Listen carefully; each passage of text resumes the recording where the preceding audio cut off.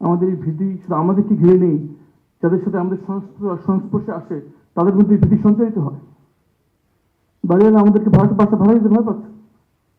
অনেক ঘুম থেকে ফেরত আসে ব্যক্তি, অনেক মেধাবী, কিন্তু যখন কোনো উদ্যোক্তা জানতে পারে যে এই লোকটি একসময় গুম ছিল, তাকে চাকরি দিতে সে ভয় পাচ্ছে।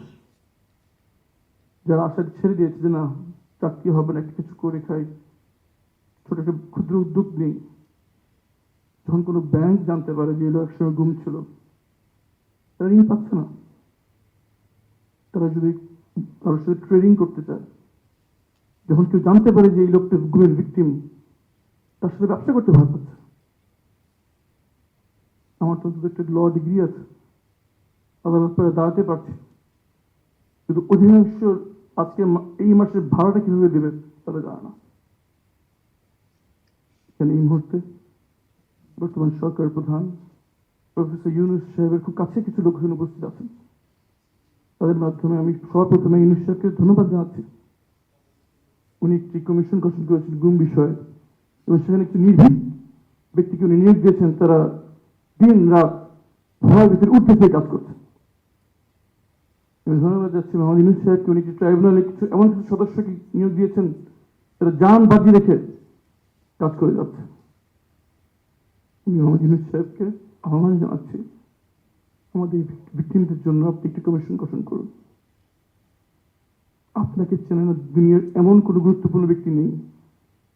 আপনি যদি একটি তহবিল গঠন করার উদ্যোগ গ্রহণ করেন, আমি গ্যারান্টি দিয়ে বলছি আমাদের ট্যাক্সের পাশে একটি টাকা খরচ করতে হবে না, সারা দুনিয়া এগিয়ে আসবে এই ভিক্টিমদের পুনর্বাসনের জন্য। আমি আহ্বান জানাচ্ছি অবিলম্বে, একটি বছর হয়ে গেছে, অনেক লম্বা সময়। যাদের প্রিয়জন ফিরে আসছে তাদের প্রতিটি মুহূর্ত এক যুগের চোখ দীর্ঘ। অনেক সময় হয়ে গেছে, আর দেরি করবেন না প্লিজ।